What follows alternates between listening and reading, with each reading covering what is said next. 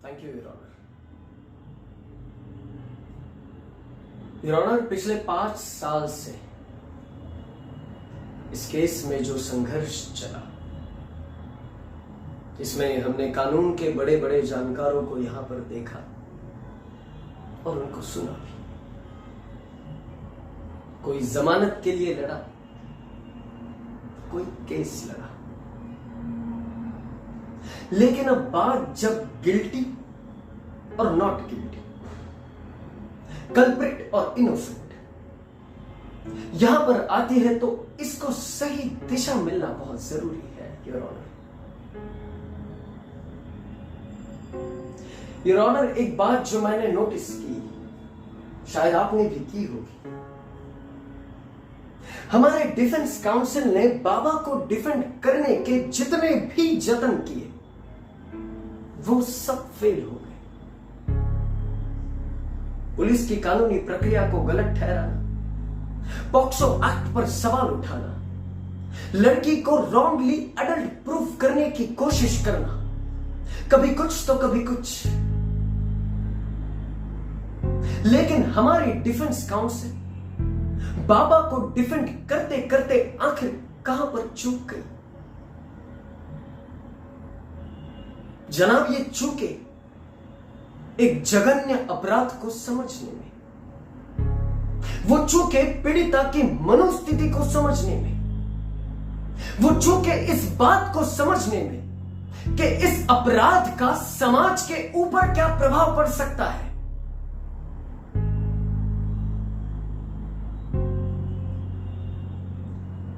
जनाब, इस देश में लड़की का जीवन काल बहुत ही समस्याओं भरा होता है और ये बच्ची उन सारी बच्चियों की व्यथा को बयां करती है।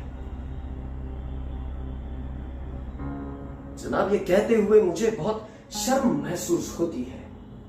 हम उस महान देश में हैं जहां पर हर लड़की अपने जीवन काल में मानसिक और शारीरिक रूप से प्रताड़ित होती है।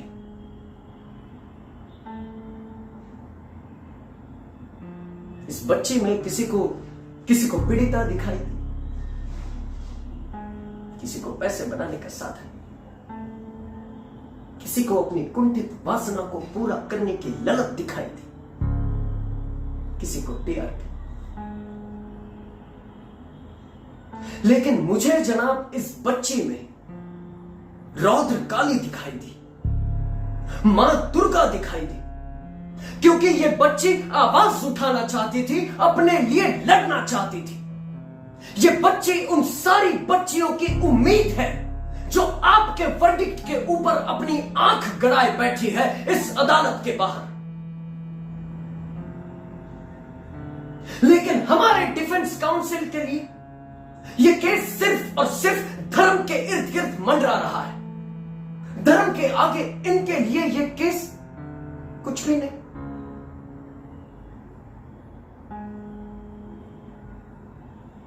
अगर धर्म ही सब कुछ है योर ऑनर, तो मैं भी आज एक कहानी के रूप में इसका समापन करना चाहूंगा, अगर आप मुझे वैसा करने की इजाजत दें तो। Thank you your honour. आप सब रामायण जानते होंगे, जानते ही होंगे।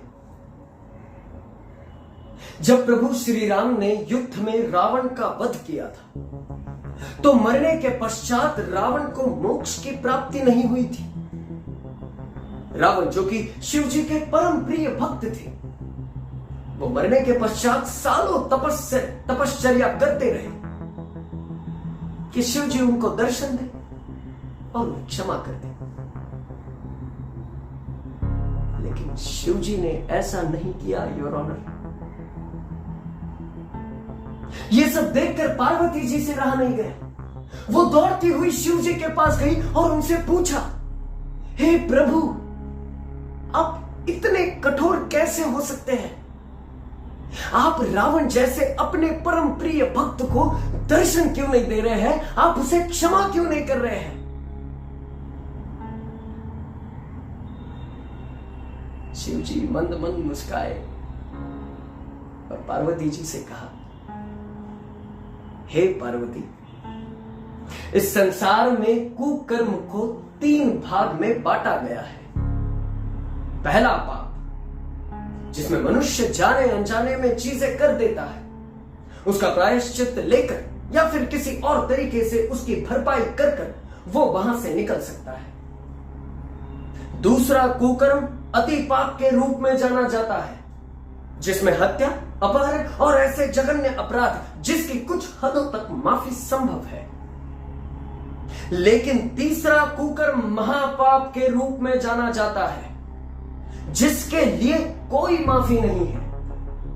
पार्वती जी ने शिव जी को टोका, अचंभे से पूछा, हे प्रभु, रावण ने तो सीता जी का अपहरण किया था, वो तो अति पाप के रूप में जाना जाना चाहिए, फिर भी आप उसे महापाप क्यों समझ रहे हैं प्रभु?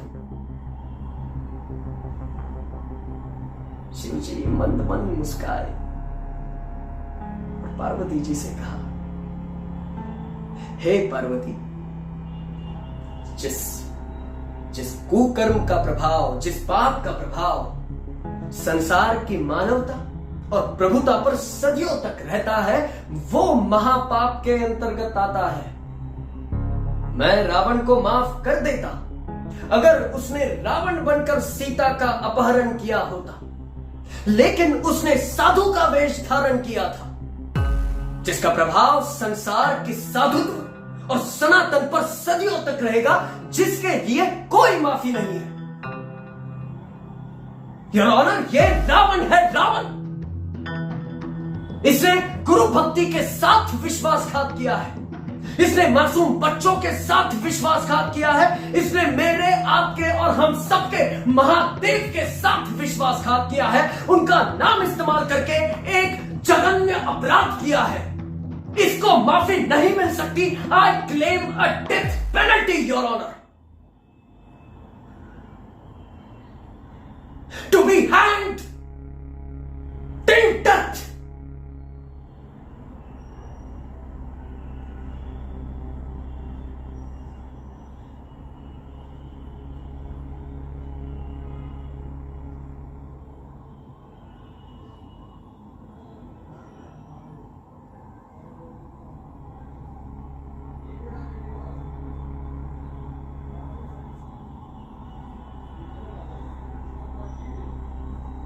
माफ करना चाहिए, आवाज ऊंची हुई।